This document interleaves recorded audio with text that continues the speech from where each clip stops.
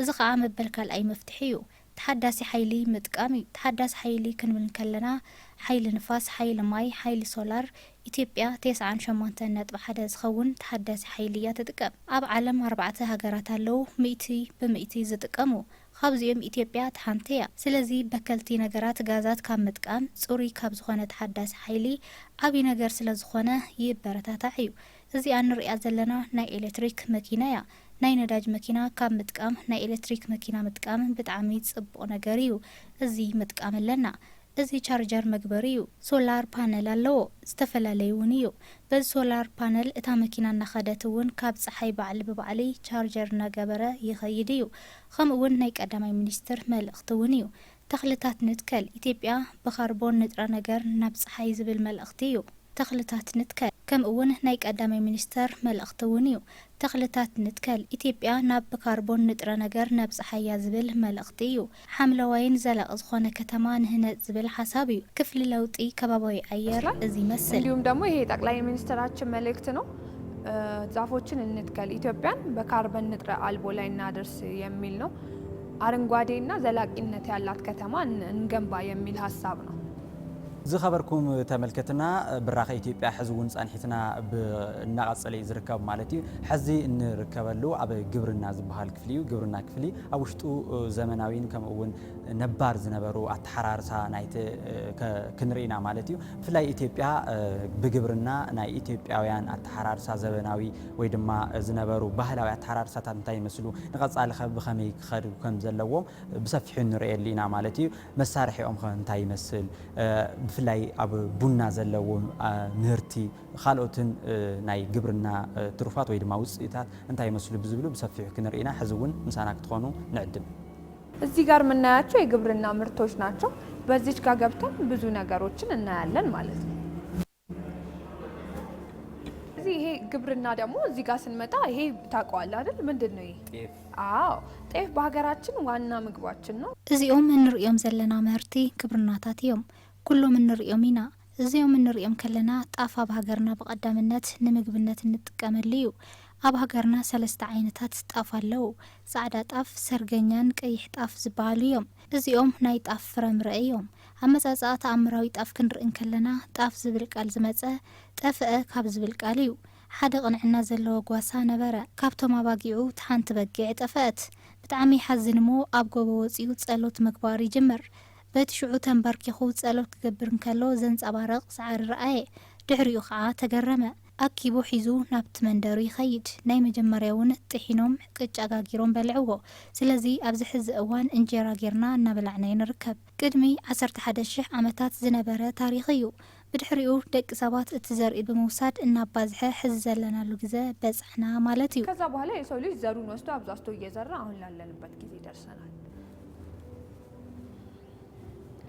ጤፍ ካየን በኋላ ደግሞ ስለ እንሰት ነው የምናየው። ጣፍ ድሕሪ ምርኣይና ከዓ ብዛዕባ እንስቲና ንርኢ። መብዛሕትኡ ድማ ኣብ ደቡብ እዩ ዝርከብ። እዚ ቆጽሊ ጎና ጎኒ እዩ። ኣብ ታሕቲ ዘሎ እውን ዋና እንስቲ ዝበሃል ይፈሓቕ እዩ። ንነዊሕ እዋን እውን እናተጋገረ እዩ ዝብላዕ።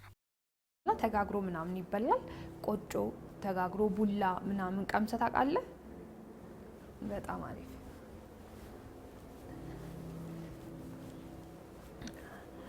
እዚህ ጋር ደግሞ የምናየው ካልዲ ኤንድ ዘ በርድስ ኦፍ ኮፊ ነው። ቡና ለመጀመሪያ ጊዜ የተገኘው ኢትዮጵያ ውስጥ ነው። ለመጀመሪያ ጊዜ ተፈልቶ የተጠጣው በዓለም ደረጃ ኢትዮጵያ ውስጥ። ኣብዚ ከዓ ንሪኦ ብዛዕባ ቡን እዩ። ንመጀመርያ እዋን ዝተረኸበ ኣብ ኢትዮጵያ እዩ።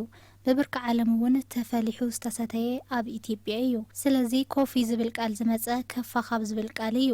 ኣብ ውሽጢ ከፋ እዩ ተረኺቡ። ከፋ ማለት ኣብ ከባቢ ጅማ ዝርከብ መንደር እዩ። እዚ ዝኾነ መዓልቲ ካሊድ ዝበሃል ጓሳ ጤል ብጣዕሚ ክትዘልል ከላ ረኣየ። ብጣዕሚ ተገሪሙ ተኸታተላ። ከምዚ ዝገብራ ዝነበረ ኩሉ ግዜ ቀይሕ ፍረ ቡና ምስ በልዐት ምዃና ተዓዘበ። እዚ ነገር እናነቓቕሐ ኢሉ ሓሰበ። ንዓኣ እንተነቓቕሕዋ ንዓይ እውን ንምንታይ ኣየነቓቕሕንን ብምባል ናይቲ ቡና ፍረ ምስ በልዐ ንዕኡ እውን ኣነቓቕሖ ማለት እዩ። ብድሕሪኡ ካሊድ እዚ ናይ ቡና ፍረ ወሲዱ ንቀሳውስቲ የርአዮም። እዞም ቀሳውስቲ ከዓ ባዕድ ነገር ኢሎም ኣብ ሓዊ እተውዎ። ባዕሉ ናይቲ ቡና ጨናን መዓዛን ምስ ጸበቐ ጽቡቕ ነገር ምዃኑ ተረድኡ። ብድሕሪኡ ኩሉ ግዜ እናቆለዉ እናፍልሑ እናሰተዩ ኣብዚ ሕዚ ዘለና እዋን በጽሑ ማለት እዩ ስለዚ ብኻሊድ ተረኸበ ብቐሳውስቲ ተፈልሐ ቡና ዝተረኸበ ኣብ ውሽጢ ኢትዮጵያ እዩ ንመጀመርያ እዋን ተፈሊሑ ዝተሰተየ እውን ኣብ ኢትዮጵያ እዩ ካልዲስ ኮፊ ዝተባሃለ እውን ካብዚ ዝተወሰደ እዩ ብድሕሪኡ እዚ ምስረአና ኣብዚ ሓደ ነገር ክንርኢና ዝተፈልፈለ ብዝግባእ ዘይተፈልፈለ ዝተቆለወ ቡና እዚ ይመስል እዚ ደሪቑ እዩ ቅድሚ ምድራቑ ቀይሕ እዩ ዝነበረ ካልዲ ዝበልዖ እውን እታ ቀይሕ ፍረ ስለ ዝኾነት እዩ ይሄኛው ደርቆ ነው ሳይደርቅ በፊት ቀይ ፍሬ ነበረ ካልዲ የበላውም ያንን ቀዩን የቡና ፍሬ ነው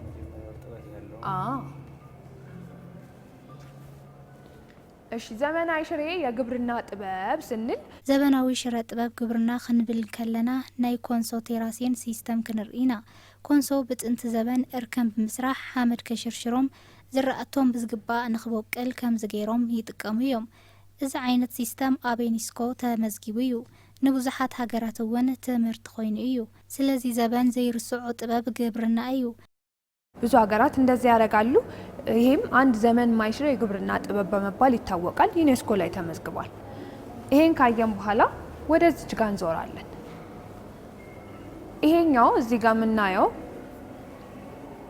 እዚህ ጋር እንደዚህ ምናያቸው የግብርና ላይ በአብዛኛው የምንጠቀምበት እዚ ምስራአና ኣብዚ ንሪኦም ከዓ መብዛሕቲኡ ካብ ጥንቲ ካብ ቦታትና ትሒዙ ንግብርና እንጥቀመሉ ተፈላሲፎም መሳርሕታት እዮም ኩሎም ኣቑሑት ንምሕረሲ ዘገልግሉ እዮም ኣገልግላሎ ማዕፂድ ሸሓነ መኸስኮስ እውን ኣለው መብዛሕቲኦም ንግብርና መሳርሕታት እንጥቀመሎም ኣቑሑት እዮም እዛ ጋ መንሽ ይባላል እህል እንዲህ የሚበጠርበት እሱኛው እዚህ ጋር አገልግል አለ እዚህ ጋር ያምቾ መኮትኮቻ ነው ቆጮ ምናምን መሬት ውስጥ ይኮተኮቱበታል ይሄ ማጭድ ነው እዛ ጋር ትሪ አለ ሳህን ማለት ነው መመገቢያ ሳህን ይሄ እዚህ ጋር ያለው ወነቶ ይባላል ወነቶ መሬቱን ሁለት በአንዴ እንዲ ለመቆፈር ያገለግላል ማለት ነው ይሄኛው ቅል ነው ቅል እንደየ አካባቢው ውሃም ወተትም ይጠጣበታል ሁሉም ሳህኖች ይሄ ላይዳ ነው የሚበጠርበት ነው ሁሉም የራሳቸው የሆነ ጥቅም አላቸው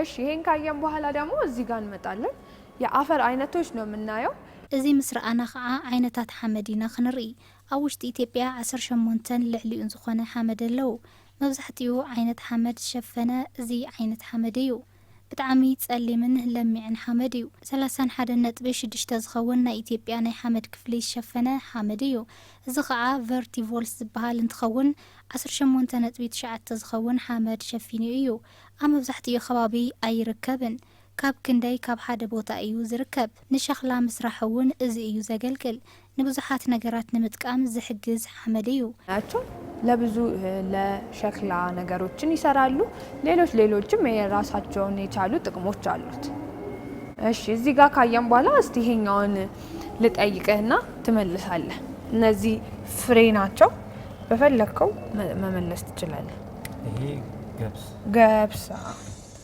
ባሊ ገብስ ኣብዚ እንረኽቦም ከዓ ዓይነት ዝራእቲ እዮም እኽሊ ሩዝ በቆሎ ማሽላ ስርናይ ሽምብራ ምስርን ንሂጉን ዝበሃሉ እዮም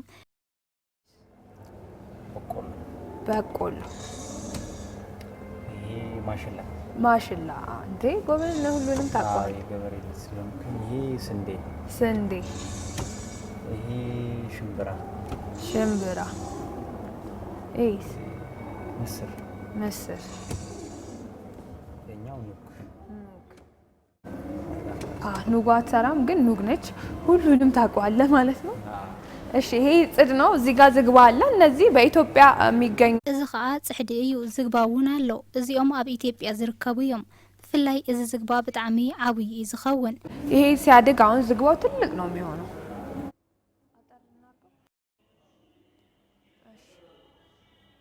እሺ ይሄ ሰላጣ ያለ ምንም አፈር ነው የተሰራው ኣብዚ ዘሎ ሰላጣ ብዘይ ምንም ሓመድ እዩ ዝበፅሐን ዝተሰርሐን ኣብ ውሽጡ ሓመድ የብሉን ብሃይድሮፖኒክ ሲስተም ዝተሰርሐ እዩ ኣብዚ ውሽጢ ቦክስ ማይ እዩ ዘሎ ኣብ ታሕቲ ሓመድ ዝትክእ ነገር ጠብ እናበለት ምዕባይ ይኽእል እዩ ጠብ እያለ እንደዚህ ማደግ ይችላል ማለት ነው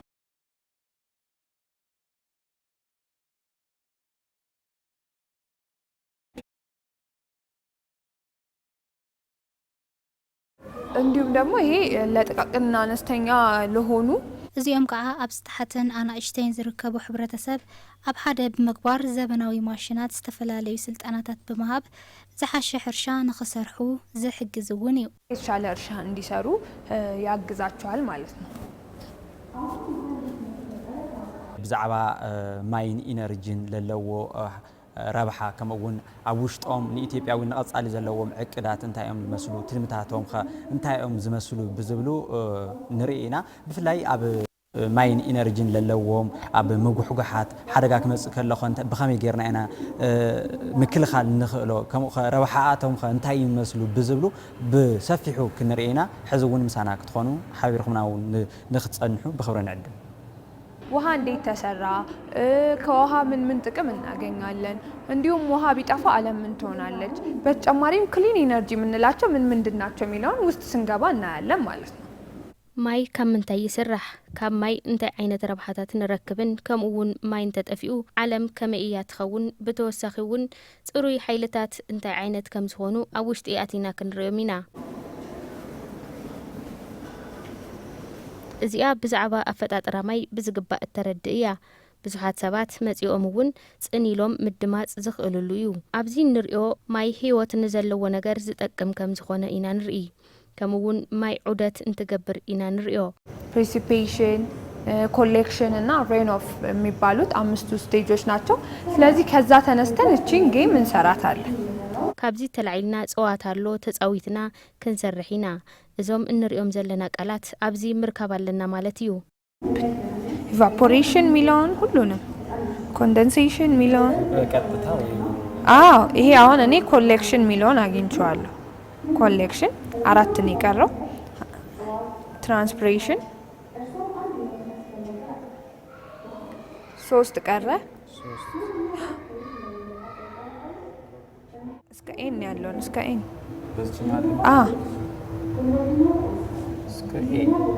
ኤን ይሄው እዚህ ድረስ በቃ 5 ከ5 ሰጥቶናል። እሺ እዚህ ጋር ደግሞ የውሃ ጥቅሞች ነው የምናየው። ውሃ ህይወት ላለው ነገር ሁሉ ረብሓታት ማይ ክንርኢ ኢና። ህይወት ንዘለዎም ነገራት ኩሉ ዝጠቅም እዩ። ንግብርና፣ ንመንበሪ ገዛ፣ ንኢንዱስትሪ፣ ንማሽናት፣ ንኩሉ ተፈጥሯዊ ነገር ማይ ህይወት እዩ። ኢትዮጵያን የወንዝ ተፋሰሶች ነው የምናየው። አባይ፣ ተከዜ፣ አዋሽ፣ ጣና ሁሉም እነዚህ ወንዞች ኢትዮጵያ ብዙ ወንዞች አሏት። ኣብዚ ከዓ ተፋሰስቲ ሩባታት ኢና ክንርኢ። አባይ፣ ተከዘ፣ አዋሽን ጣናን ኩሎም ሩባታት እዮም። ስለዚ ኢትዮጵያ በዓል ብዙሕ ሩባ እያ። ካብ ሩባ ዝመፀ ማይ ከመይ ጌርና ኣጽሪና ንገዛና ናይ ቡንባ ማይ ምግባር ከም እንኽእል ሕድሕድ ክንሪኦም ኢና። እዚ ንሪኦ ካብ ሩባ ዝመፀ ማይ ከመይ ከም ዝሕከም ንርአ። ናይ መጀመርታ ባርስክሪንግ ይበሃል። ዓበይቲ ረስሓት ምውፃእ እዩ ዝኸውን። ሃይላንድን ዝኣመሰሉን ነገራት እዩ ዝኸውን። እቲ ካልኣይ ኮግሌሽን እዩ። አሉሚኒየምን ሰልፌትን ዝኣመሳሰሉ ኬሚካላት ምሕዋስ እዩ። እዚ ከዓ ሳልሳይ ፍሎኬሽን እዩ። እዚ ኬሚካል ብዝግባእ ምቁፅጻርን ምሕዋስን እዩ። መበል ራብዓይ ከዓ ሰግመንቴሽን እዩ። እቲ ኬሚካል ናብ ታሕቲ ጨሚቑ ካብ ላዕሊ ንኽጸልል ምግባር እዩ። ብድሕሪኡ እቲ ዝጸለለ ማይ ብመበል ሓምሻይ ፊልትሬሽን እዩ። በዚ ነጽርዮ ማለት እዩ። ናይ መወዳእታ ዲስኢንፌክሽን እዩ። ክሎሪን ብምሕዋስ ንመስተ ንገዛ ምቕራብ ንኽእል ኢና። እዚ ናይ መስተ ቧንቧ ማይ ከመይ ከም ዝጸሪ እዩ ዘርየና።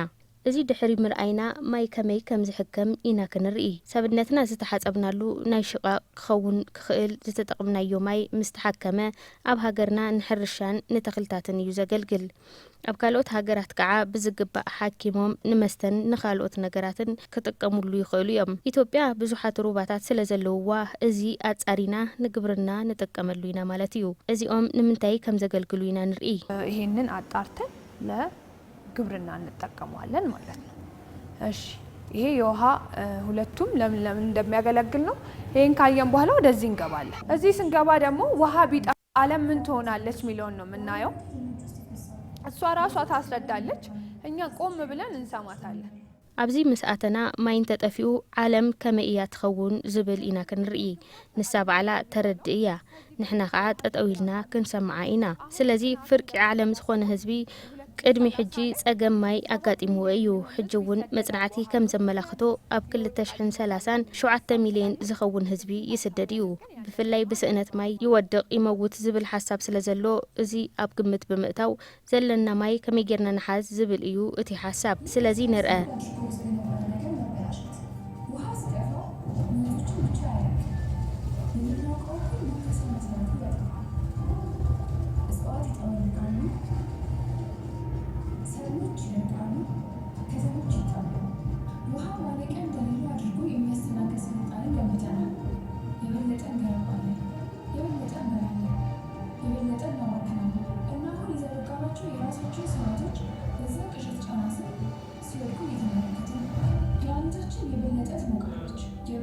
ስለዚህ ውሃ ጠፋ ማለት ብዙ ድርቅ ማይ ጠፍአ ማለት ብዙሕ ድርቂ ጥሜትን ጸገምን ይመጹ እዮም ስለዝኾነውን ዘለና ማይ ብዝግባእ ክንጥቀም እዚ መርኣያ እዩ እሺ ከውሃ ወደ ኢነርጂ ክፍል መተናል ኢነርጂ ስንል ክሊን ኢነርጂ ማለት ነው ካብ ማይ ናብ ክፍሊ ሓይሊ መጺና ኣለና ሓይሊ ክንብል ከለና ጽሩይ ሓይሊ አንቶ ከም ዝርአናዮ 98.1 ዝኸውን ኣብ ውሽጢ ኢትዮጵያ ጽሩይ ሓይሊ ኢና ንጥቀም እዚኣ እንሪኣ ዘለና ፀሓይ እያ ፀሓይ ከምዚ ክንሪኣ ከለና ብጣዕሚ ንእሽተን ትመስል ነገር ግን ዓባይ ሓይሊ ዝሓዘት እያ 1.3 ዕጽፊ ሚልዮን ካብ መሬት ትበልጽ እያ ከምኡውን ን4.6 ሚልዮን ዓመታት እናበርሀት ጸኒሓ እያ ካብ ፀሓይ እንረኽቦ ጽሩይ ሓይሊ እንታይ እዩ እንተይልና ሶላር ኢነርጂ እዩ እዞም ሶላር ፓናላት ቀጥታ ፀሓይ ብርሃን ብምርካብ ናብ ኤሌክትሪክ ሲቲ ኮንቨርት ብምግባር እዩ ሓይሊ ኤሌክትሪክ ዝህቡና እዚ ሰፊሕ ዝኾነ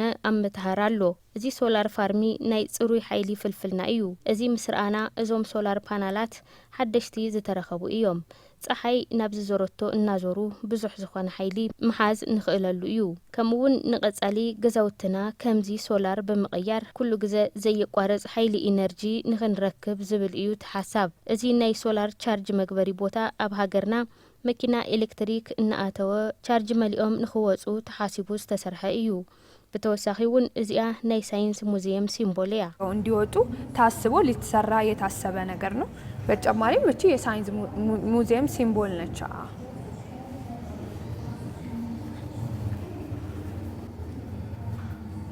እሺ ይሄኛው ሃይድሮ ፓወር ነው የአባይ ግድብ ምሳሌ ነው የአባይ ግድብ ይሄን ይመስላል በትንሹ ስናየው እዚ ከዓ ሃይድሮ ፓወር እዩ ኣብነት ዓብይ ግድብ ህዳሴ እዩ ብንእሽተን ክንሪኦ ከለና እውን እዚ ይመስል 13 ተርባይነራት ኣለዎ መተንፈሲ እውን ኣለዎ እዚ ኣብ ድሕሪት ዘሎ ማይ እዩ እቲ ማይ ፈሲሱ ካብ ላዕሊ መጸ ማለት ብዙሓት ነገራት ስለ ዝበላሸው ኣብዚ መተንፈሲ የድሊ እዩ ተርባይነራትን ካልኦት ነገራትን ከበላሹ ስለ ዝኽእል እዩ ካብ ዓብይ ግድብ ህዳሴ ከመይ ጌርና ኢና ኤሌክትሪክ ንረክብ ዝብል ከዓ ሕድሕድ ኣሎ ክንሪኦ ኢና እዚ ንኣብነት ዝተዓቆረ ማይ እዩ ኣብ ድሕሪት ብዙሕ ሄክታር መሬት ዝዓረፈ ማይ እዩ እዚ ማይ በዞም ፓናላት መጺኡ ነቲ ተርባይን ምስ ወቕዐ እቲ ተርባይን ፍሕፍሕ ከኔቲክ ኢነርጂ ናብ ሜካኒካል ኢነርጂ ይቕይሮ ማለት እዩ እዚ ሜካኒካል ኢነርጂ ንሕና ድማ ተርባይን ምስ ጀነሬተር ኣራኺብና ናብ ኤሌክትሪካል ኢነርጂ ምቕያር ንኽእል ኢና እዚ ይመስል እኛ ተርባይኑን በጀነሬተር አገናኝተን በብዙ ፕሮሰስ ማለት ነው ወደ ኤሌክትሪካል ኢነርጂ መቀየር እንችላለን ይሄን ይመስላል በተጨማሪም ይሄ ጂኦተርማል ኢነርጂ ነው ይሄኛው በአብዛኛው ሪፍት ቫሊ ባለበት አካባቢ ነው የሚገኘው እዚሁ በሀገራችን ይሄም አንድ የክሊን ኢነርጂ ሶርሳችን ነው እዚ ድማ ብተወሳኺ ጂኦተርማል ኢነርጂ እዩ እዚ መብዛሕትኡ ዝርከብ ሪፍት ቫሊ ከባቢ እዩ ዝርከብ ኣብ ሃገርና ሓደ ጽሩይ ሓይሊ ፍልፍል ዝኾነ እዩ ተሓዳሲ ሓይሊ እንረኽበሉ ምንጭና እዩ እዚ ኣልቶ ላንጋኖ ኣብ ዝበሃል ከባቢ እዩ ዘሎ እንታይ እዩ እንተይልና እቲ ስቲም ምስ መጸ ነቲ ተርባይን ምስ ኣሽከርከሮ ሜካኒካል ኢነርጂ ይፈጥር ማለት እዩ ንሕና ኣተሓሒዝና ናብ ኤሌክትሪካል ኮንቨርት ጌርና ኤሌክትሪክ ምርካብ ንኽእል ኢና ኣብ ታሕቲ ዘሎ ከዓ ቬልኬኖ እዩ ስለዚ በቲ ትኪ ኣቢልና በቲ ተርባይን ኤሌክትሪክ መሃብ ይኽእል እዩ ስለዚ በዛ ወበቅ ጭስ አማካኝነት ስቲም አማካኝነት ተርባይኑ ኤሌክትሪክ መስጠት ይችላል ማለት ነው ይሄ የንፋስ ኃይል ነው ይሄ መቀሌ ላይ አለ አዳማ ላይ አለ እዚ ድማ ናይ ንፋስ ሓይሊ እዩ ኣብ መቐለን ኣዳማን እዩ ዘሎ ኣብ ብዙሓት ከባቢታት ሃገርና እውን ኣሎ ሓዲኡ ጥራሕ ብዙሓት ገዛውቲ ኤሌክትሪክ መሃብ ይኽእል እዩ እዚ እውን እቲ ሓደ ፍልፍል ጽሩይ ሓይሊ ስለ ዝኾነ ክንጥቀመሉ ዝበረታታዕ እዩ ነቲ ተርባይን ዘንቀሳቐስ ንፋስ እዩ ንፋስ ኬሚካል ኢነርጂ ይፈጥር እዩ ልክዕ አንቶ ከም ዝረአናዮም ጌርና ኤሌክትሪክ ምጥቃም ንኽእል ኢና ኤሌክትሪካል ኢነርጂ ኮንቨርት አድርገን ነው ምን ይሄ ነው ፊውዥን ሪአክተር ይሄ ነው የሌለን ወደፊት ደግሞ ይሄንንም ምናልባት አንድና ከሁለት ዓመት በኋላ ታስቦበት አሁን ሊሰራ ስለሆነ ከሁለት ዓመት በኋላ የሚመጣ ነው ምንድነው ይሄም ክሊን ኢነርጂን ሐሳቡ ክሊን እና ሰስቴይነብል የሆነ ኢነርጂን ለማምረት ነው ኒውክሊየር አተሞችን ፊውዝ በማድረግ በዛ መልኩ ክሊን ኢነርጂን ፊጁር ሪአክተር ይባሃል እዚ የብላን ድሕሪ ሓደን ክልተን ዓመት ተሓሲብሉ ክስራሕ እዩ እዚ እንታዩ እንታይልና ጽሩይ ሓይሊ ንምምራት እዩ ኒውክሊየር አተማት በመስራሕ በዚ ልክዕ ጽሩይ ሓይሊ ንምምራት እዩ ሐሳቡ ራሽያን ኢትዮጵያን ዓለም ለኸ ትሪት እዩ ዘለዎም በዚ ትሪት መሰረት እዩ ክስራሕ ዝተሐሰበ ጽሩይ ሓይሊ በዚ እዩ ክሊን ኢነርጂን ለማምረት ራሽያና ኢትዮጵያ ኢንተርናሽናል ትሪት ያላቸው በዛ ትሪት አማካኝነት ሊሰራ የታሰበ አንድ ክሊን ኢነርጂ ነው ይሄን አየን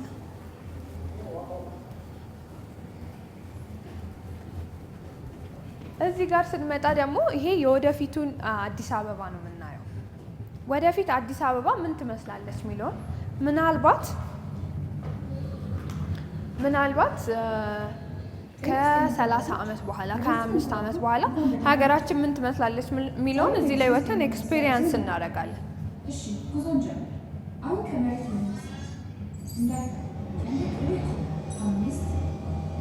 ጉዟችን የሚጀምረው ከሳይንስ ሙዚየም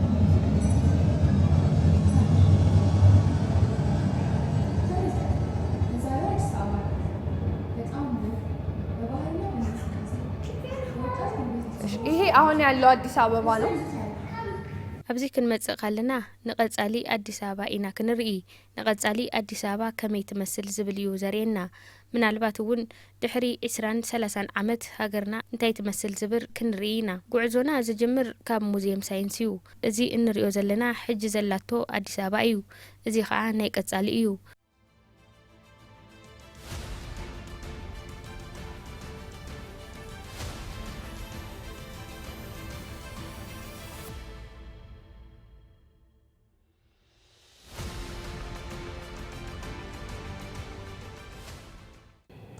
زخبركم تملكتنا حزي نركبلو أب مودعتا كفلينا نركب مالتي أب مودعتا زركبو خونتات انتاي مسلو بزبل آتيونا كنرئينا مالتي حزوون سانحيتكم مسانا نكخون بخبر نعدم نو زي سبيس كرافتوچننا اير كرافتوچن ነው የምናየው እየገባን እናያለን ማለት ነው ኤሮስፔስ በማለት ይጠራል ይሄ እዚህ ጋር የምናየው የኢንተርናሽናል ስፔስ ስቴሽን ኩፑላ ነው ስፔስ ላይ ያለ አንድ ክፍል ነው ኣብዚ ከዓ ስበስ ክራፍትን ኤር ክራፍትን ኢና ክንርኢ ኤሮስፔስ እናተባሃለ ይጽዋዕ እዚ እንሪኦ ዘለና ናይ ዓለም ለኸ ስፔስ ስቴሽን ኩፑላ እዩ ኣብ ስፔስ ዘሎ ሓደ ክፍሊ እዩ ሳይንስታት ካብ ኦርቢት ወጻኢ ዘሎ ክፍሊ ምርኣይ እንተደልዮም ኣብዚ ክፍሊ እዮም ዝኣቱ እዚ ኩፑላ 6 ዊንዶው ስለ ዘለዎ በዚ ዊንዶው ካብ ኦርቢት ወጻኢ ዘሎ ምርኣይ ይኽእሉ እዮም እዚ ዊንዶው ናይ ባዕሉ ዝኾኑ ሻተራት ኣለዎ ሓደ ነገራት ክመጹ ከለው ምቁጽጻር ይኽእሉ እዮም ብተወሳኺ እውን እዚ ሮኬት እዩ ሱፐር ሄቪ ዝኾነ ሊፍት ሮኬት እዩ እዚ ቤዞም እዩ ካብ ኤርስ ኦርቢት ንምውጻእ በዚ እዮም ዝውንጨፉ ናይ ሮኬት ጨንፈር መንኮራኩር ይበሃል እዚ ክቢ ጻዕዳ እንሪኦ ዘለና ኣብ ውሽጡ 4 ወንበራት ኣለውዎ ብትኽክል እዚ ክልተ እዩ ዘለዎ ብዙሓት ነገራት ተገጢምሉ ዋየርለስ ዝኾነ እኹል ኢንተርኔትን ታብሌትን ዝኣመሰሉን ኣብ ውሽጡ ኮይኖም ሰባት ምጥቃም ይኽእሉ እዮም ኢትዮጵያ እውን ዓሚ ናብ ስፔስ ክልተ ሮኬታት አወንጭፋያ ስለዚ ኣብ ኢትዮጵያ ዝተሰርሐ ነገር እዩ ፋለች ይሄም ደግሞ አንድ በኢትዮጵያ የተሰራ ነገር ነው ስለዚህ ወደዛች ጋር ደግሞ እየሄድን እናያለን ማለት ነው ይሄኛው ቦይንግ 787 ኤርክራፍት ነው ከኢትዮጵያን ኤርላይንስ ለዶክተር አብይ አህመድ የተሰጠች የቦይንግ 787 ኤርክራፍት ነች እዚ ከዓ ቦይንግ 787 ኤርክራፍት እዩ ካብ ኤርፖርት ኢትዮጵያ ንቀዳማይ ሚኒስትር ዶክተር አብይ አህመድ ዝተዋሃበት እያ ንምርኣይ ዝኣክል እዚኣ እያ ዊንጌታት እንታይ ይመስሉ እቲ ዊንግ ዓርሱ ዝኻለ ኢንጂን ኣለዎ እቲ ኢንጂን ክበርህ ከሎ እቲ ዊንግ ናብ ድሕሪት ብዝግባእ ይዘርጋሕ እዩ እንታይ ይመስል ብዝብል ንምርኣይ እዩ ዝተቐመጠት ዊንጉ ወደ ኋላ በደንብ ይዘረጋል ሁሉም ምን ይመስላል የሚለውን ለልጆች ለማሳየት እዚህ ጋር ዲስፕሌይ ተደርጋ ነው።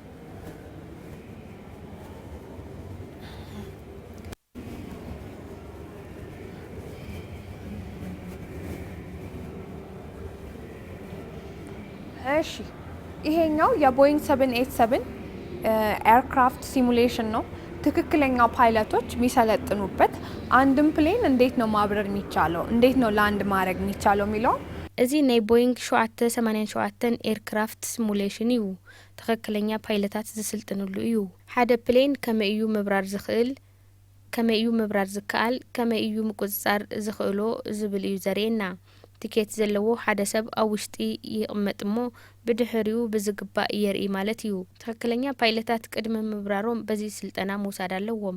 ድሕንነቱ ዝተሓለወን ዝተረጋግዐን ብዝኾነ መንገዲ እዚ ይመስል። እዚ ከዓ ኤር ትራፊክ ማኔጅመንት ሲስተም እዩ። ንፓይለትን ንኮፓይለትን ሓበሬታ ዝህቡሉ ቦታ እዩ። ብሓፈሻ ሙሉእ ዝቆጻጸሩሉ ክፍሊ እዩ። ሆኖ ለፓይለቱና ኮፓይለቱ ኢንፎርሜሽን የሚሰጡት ናቸው። ይሄንን ይመስላል። ላንድ ሊያረግ ሲል አሲስት ያደርጉታል ፕሌኑን እሺ ይሄኛው የመጀመሪያው ኤርክራፍት በ1929 በአውሮፓውያን ካላንደር ከፍሬንች ኤምባሲ ለኢምፔረር ኃይለ ሥላሴ ስጦታ ተሰጥታ እቺ የእሷ ሞዴል ነች።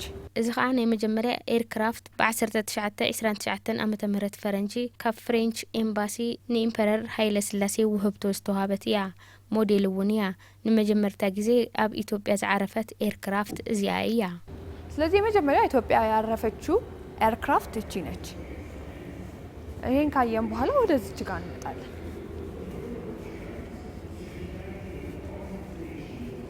ይሄኛው አርት ወርክ ነው። በ8 አርቲስቶች የተሰራ አብስትራክት ነው። በውስጡ ዲፕ የሆነ ሜሴጅ አለው። እጅግ በጣም ትልቅ አርት ነው። ይሄንን ለመስራት 3000 ሰዓታት ነው የፈጀባቸው። 1 አመት ማለት ነው። 8ቱም አርቲስቶች እየሰሩ ከጀማይካ፣ ከሻሸመኔ፣ ከአዲስ አበባ ከተለያዩ ቦታዎች ብዙ አርቲስቶች የተሳተፉበት ስራ ነው። ይሄን ይመስላል። ከሩቅ ስናየው አንድ አይነት ኢሜጅ ነው የሚሰጠን። ቀረብ ብለን ስናየው የተለያዩ ካልቸር እናይበታለን። ቴክኖሎጂን፣ ኦልድ ሚሞሪ፣ ያለፉ ነገሮችን ማስታወሻ እናይበታለን። እዚህ ጋር አይዲያ ነበረ፣ የሰው ልጅ አይዲያን ወደ ስራ ቀየረ የሚል ሃይላይት አለው። የአርቲስት አይን ያለው ሰው ደግሞ ዲቴል በደንብ ሁሉንም እያንዳንዷን እቃ ትርጉም ሰጥቶ የሚያይበት የአርት ስራ ነው። እሺችኛዋ ደግሞ ኤርባስ ነች። ይሄ ወደፊት የሚመጣው ኤርባስ ነው። ይሄንን ይመስላል። እጅግ በጣም ግዙፍ ነው። ልክ እንደ 2 ፕሌን ነው እንደምናየው። ምናልባት ከ25 ዓመት በኋላ ይመጣል ተብሎ ይታሰባል። ምንድነው ኤችቶ ፓወርድ ነው። በውሃ ነው የሚሰራው። ምንም አይነት ኢንቫይሮንመንታል ፖሉሽን የለውም። እንዲሁም ደግሞ በውስጡ ብዙ ፓሴንጀሮችን አኮሞዴት ማድረግ ይችላል። እንዲሁም ስፒዱ ሃይ የሆነ በተጨማሪም በውስጡ ሌክዠሪ የሆነ ባር፣ ሬስቶራንት፣ ቶይሌት፣ ቤድሩም ሁሉን ያሟላ ኤርባስ ነው። ወደፊት ይመጣል። ይሄንን ይመስላል ማለት ነው። ዝኸበርኩም ተመልከትና ካብ ኣምሓራ ሚድያ ኮርፖሬሽን ብራኸ ኢትዮጵያ ምድላውና ብፍላይ ኣብ ሳይንስ ሙዚየም ተረኺብና 5 ክፍልታት ዝረአናለዉ ኩነታት ነይሮም ማለት እዩ። ዓውደ ራእይ ስለ አርቲፊሻል ኢንተለጀንስ ኣብ መጀመርያ ከባቢ ዝረኸብናዮ እንትኾን ኣብ መበል ካልኣይ ለውጢ ከባቢ ኣየርን ከምኡውን ግብርና፣ ሓይልን ማይን ኢነርጂን ሓዊሱ ከምኡውን ኣብ መወዳእታ ኤሮስፔስ ዝበሃል ክፍሊ ዝነበሩ ኣብ ውሽጦም ዝሓዝዎም ኣብ ውሽጦም ሓቂፎም ዝሓዝዎም ዝነበሩ ምስ ዑደተ ኣግበርቲ ወይ ድማ አጎብኔት ዝነበረና ጻንሒት እዚ ይመስል ነይሩ። ብራኸ ኢትዮጵያ ኣብ ቀጻሊ ብኻልእ ምድላው ክሳብ እንራኸብ ሰናይ ግዜ ክኾነልኩም ንምነ